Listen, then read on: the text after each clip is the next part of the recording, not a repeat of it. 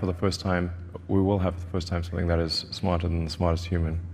And that, I mean, it's hard to say exactly what that moment is, but there will come a point where no job is needed. You can have a job if you want to have a job for sort of personal satisfaction, but the AI will be able to do everything. So I don't know if that makes people comfortable or uncomfortable. It's 大家有冇留意到咧？頭先 Elon Musk 講咗啊，未來嘅世界咧唔係話我哋人類咧可以揾工就揾得到啊嚇，即係話咧將會迎來一個巨大我哋從來都未認識過嘅一個新嘅世界格局啊，就係 AI 時代啦。咁喺 AI 時代同我哋能量啊、靈性有咩關係咧？絕對非常之有關係。若果你都想知道點樣可以令到自己咧喺未來嘅20年嘅進程啊，能夠順風順水進入一個新維度時代嘅話咧，今日咧我就要分享呢一個啦。咁喺分享之前咧，請大家訂閱、按讚、分享。咁你哋嘅每一個嘅分享啊、按讚、留言咧，都係對於我嘅一個鼓勵啊！咁我咧以後日後都會繼續去更新，講多啲呢啲嘅狀態俾大家聽嘅。嗱，咁今日咧先講一講啦，我哋而家進入緊一個乜嘢嘅特別嘅一個叫做能量星宿狀態啦。首先就係呢個4月開始咧，其實我哋已經進入咗一個叫做500年一遇嘅一個好一個都幾特殊嘅一個天象嘅異象嘅狀況啦，就係天王星、海王星同埋個冥王星啦。咁就係呢3個星系咧，竟然會喺同一個時段咧，係進入一個叫做非常之理想嘅狀態，就係一個呈現一個三角形。咁呢個三角形有咩意思咧？咁其實喺靈性嘅角度下，能量嘅世界又好啦，天象啊咁樣都好啦，三角形呈現咧，三角形呢一個嘅狀態咧，喺靈性上面咧係一個特殊嘅一個嘅幾何符號狀態嚟嘅。咁因為其實若果大家有可能未有去了解過數字同靈性嘅關係，咁其實你會喺好多唔同嘅層面都會知道，即係好多個風水師啊，或者係嗰啲叫做計你嘅命盤啊，都會用你嘅生辰八字啊咁。咁其實用你嘅生辰八字意思，即係講咗咧，數字啊係能夠讓一個宇宙嘅一啲好深奧嘅一啲嘅真相真理咧，轉化成為數字咧，去俾人類去解讀，俾你去得到一啲叫做好高深嘅智慧嘅一啲嘅信息啦。咁所以就用到數字。咁頭先講翻啦，呢3個星體咧係我哋呢個叫做海王星、天王星同冥王星咧，進入一個三角形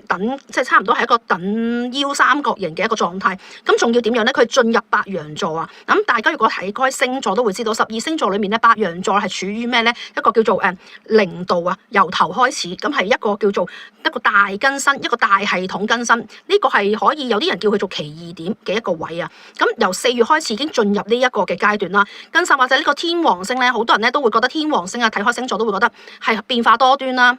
即係佢會需要點樣咧？佢要需要去改變你嘅現況。咁好多人咧聽到改變呢2個字咧就唔係好舒服噶啦，因為咧即係話我有啲嘢要我平時可能做開嘅模式，突然間有一個新嘅轉換，咁就叫做改變。咁好多人咧都唔中意嘅，因為咧呢個舒適圈咧就好多人都係覺得哇，我又要去重新去適應啦，去學習啦，就有一種叫做恐懼心啊，即係對於呢啲咁嘅新嘅一啲嘅信息啊，新嘅一個狀態咧係會有恐懼嘅。咁所以咧呢一個嘅天王星一進入我哋4月啦，仲要進入咗咩？一個雙子座啊，雙子座咧係點樣嘅咧？若果你喺個雙子座性格嘅人咧，都會知道咧，雙子座性格嘅人係點樣噶？變化多端啦，成日都變來變去。咁同呢個天王星一齊變嘅時候，咁係一個非常之大嘅能量，去令到成件事你周邊身邊所有嘅事情啊，或者你人生路上嘅所有嘅格局啊，都會有360度大轉變嘅。唔單止係你嘅人生啊，仲要係成個世界啊，成個環境啊，都會迎嚟一個新嘅格局。咁喺呢個咁大變動嘅情況下，我哋要做啲乜嘢先至能夠找緊個時機咧？就係今日我要講嘅嘢啦。嗱，呢一個千載難逢嘅星象能量咧，係好影響住我哋20年啊，未來20年一個嘅中期目標，即係你話嗰個目標係好長遠嘅，你要有個20年嘅進程嘅目標，或者你10年嘅目標，咁係好影響你中段階段嘅嘢。咁究竟同頭先講 AI 有乜關係咧？絕對啊，即係咁啱得咁巧嘅，真係啲嘢係啱啱好。就係話俾你聽，一個星象就係由一個白羊座0度 ，OK， 黃道吉日咧，嗰個黃道啊，0度開始，去到幾時？去到即係有一個叫做重新開始，去到未來嘅20年，甚或者係影響住你未來7年。最關鍵係未來嗰7年嘅一啲嘅能量上面啊、運氣上面啊、嗰個世界嘅社會嘅格局啊等等呢啲嘢。咁今日呢一集咧，我就教大家點樣可以去做到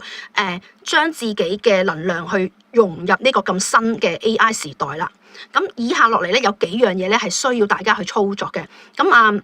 26號咁就應該係而家我拍片係25號啊，咁其實26號係聽日啦，好快脆有一個就進入呢個點啦。咁我會覺得喺26號當天咧能夠做到以下我講落嚟嘅嘢咧，係非常之影響住你未來至少7年啊嘅一個嘅狀態嘅。咁大家要記好要做啲咩咯喎。第一樣咧要做嘅咧就係我哋要進行一個 data 嘅大掃除斷捨離啊嚇。咁首先咧就係攞起大家嘅電話啦，將你哋日常唔再使用或者唔多使用嘅 app 咧進行一個清理啦。即係有好多嘅你知而家咧電話咧係我哋生活中啊必不可少嘅一個嘅工具啊。若果能量啊，即係我哋處於一個能量，即係所謂成個世界、成個宇宙都係能量，乜嘢都係能量，你嘅手機都係能量。咁若果而家我哋靠嘅係 AI 時代，揾食咧一定係講電腦啊、手機啊、平板啊呢啲嘢噶，咁所以透過手機咧去清理做個斷捨離咧，能夠令到你有更加多嘅新嘅資訊啊，例如好似今日見到我去講呢啲 tips 俾你聽嘅時候咧，都係一個緣分，亦都係一個叫做提醒你啊嚇，真係等於好似而家真係派禮物咁樣，去話俾你聽，你去清理你嘅手機嘅一啲嘅 app 唔再使用嘅一啲無謂嘅垃圾啦，例如好似係相片啦。一啲嘅片段啊、文件啊、檔案啊，對於你嚟講咧已經係冇乜用啦。請你好好咧揾一日咧，即係最好喺聽日嘅時間咧坐低坐定定咧，將所有26號啊，聽日將所有冇乜用啦，已經冇用對於你嚟講同埋唔多睇唔多要嘅咧，就全部 delete。第二咧就係咧要清理嘅咧就係你個 data 數據嘅清理咧，就係除咗即係頭先我講咗補充少少先，就係除咗手機之外，平板啊、電腦啊，所有呢啲咁嘅資源啊，咁而家好多手機啊、平板啊、啲嘢啊，電腦啊，全部都係有連結咁一個 email 就連結晒咁其實你主要處理一部機就得噶啦咁，係啦。咁除咗喺app 啊、數據上面啊去做清理之外咧，仲有你嘅人脈網絡啊嚇。咁你嘅電話簿裡面啊，我唔知你用啲咩 app 啦 ，WhatsApp 又好啦，台灣就係 Line 啦，跟住就係即係可能我啲港澳地區有冇 WeChat 啦等等呢啲，總之你用嘅社交平台啦，一啲通訊嘅平台嘅 app 啦，甚或者係可能你嘅IG 啊、Facebook 啊、唔知乜嘢都好啦，總之就係做個斷捨離。對於你嚟講冇乜用途咧，全部就 delete。尤其是係人物嗰度，咁電話簿啊望一望啦，有啲乜嘢嘅朋友已經係可能已經話成10年冇見啦，甚至乎已經都唔會再我有 contact 嘅咧，就去好好處理咗呢個問題。因為手機將會係你嘅一個接收新信息，帶領住你人生。你知信息好緊要係咪？咁帶領住你人生，掌握第一信息嘅一個首要嘅一個嘅媒介，就係你嘅接觸得最多嘅手機啊嚇。好，呢個係第一個點。第二個點要做嘅咧，就係好好去學一啲你從未接觸過、從未學過，唔好咁抗拒一啲新嘅嘢。OK，即係例如好似你今日第一次見我睇我頻道嘅呢個朋友。就係啦，咁你去睇多啲，對於一啲我好似聽唔明你講乜，係啦，又或者係一啲對於你嚟講係比較陌生嘅一啲嘅領域，去留意一下，去認識一下佢，多一啲嘅新嘅資訊入嚟，俾自己去認識，去更新自己嘅大腦裡面一啲嘅固有化嘅系統。隨住我哋去選擇踏出呢一個嘅叫做突破，係啦，突破自己對一啲唔認識嘅領域，去開始去接受，打開你嘅思維去接受，行出嚟。其實對於新格局嘅人類咧，係非常之重要嘅一件事情嚟嘅。所以你若果唔想俾呢個世界淘汰嘅話咧，第二點就係要點樣做？學一啲你從未接觸過，可能你聽完之後會有幾個問號喺個頭殼頂度嘅呢一啲嘅資訊，需要去學習，需要去接觸，唔好怕咗佢。第三要做乜嘢？第三咧就係俾自己有多重身份，即係我會相信好多人咧，以前啲人都會講我哋而家即係由細到大啦，可能學校又好，你阿媽教你又好，咩都好，都話你要專業一樣嘢，例如你係一個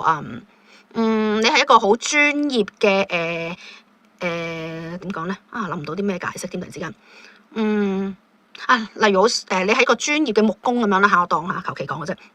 咁你咁專業揼木，咁專業做啲木工嘅手工藝又好，揼木又好，做家私又好，咩都好，你要去多元化，唔係淨係專一樣嘢，你要去多元化，因為未來嘅進程世界裏面係需要多元化嘅嘢。啱啱先講完啦，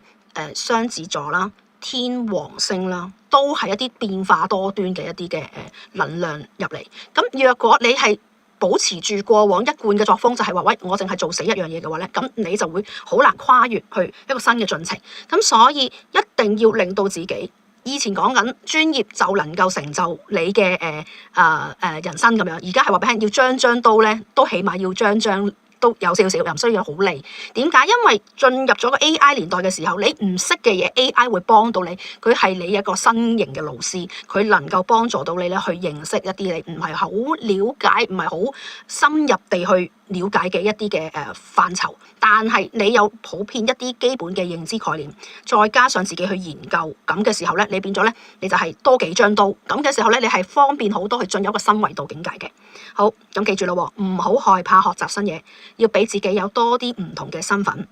係啦，尤其是你今日可能要俾自己嘅係有好多唔同嘅身份角色啊，例如好似我而家係一個1號種子嘅創辦人啦，咁所以我就係Bang Bang係啟靈師啦，咁所以呢個係我第一個身份。第二個身份可能你去咗我係有一個即係我可能係一個商會嘅一個主席身份咁樣，我又係有第二個身份喺度。咁我哋有第三個身份咧，就係可能我又去學習多一樣嘢，咁我想學習設計一啲叫做遊戲卡牌啊嘅嘢咧，咁又去學習。首先你要攞個牌啊嘛，咁所以咧就。即係我會有3重身份俾自己，起碼咁樣。即係你有越多身份，對於你日後嚟講係一個容易跨越去呢個咁多路向嘅呢個維度嘅新格局，所以係越容易投入轉入去嘅。咁你容易投入轉入去個新維度裏面，你梗係容易點啊賺錢啊咁樣。OK， 好最後一樣要做嘅咧就係係啦。AI 時代一定要學咩啊？梗係學 AI 工具啦，係咪？咁所以咧呢段時間啊，又是26號啊，聽日開始啊嚇，坐定定去揾2個以上啦，即係起碼有揾幾個你未接觸到嘅一個 AI 嘅系統啊，例如好似學下剪片啊，學下點樣去搞下影片啊，去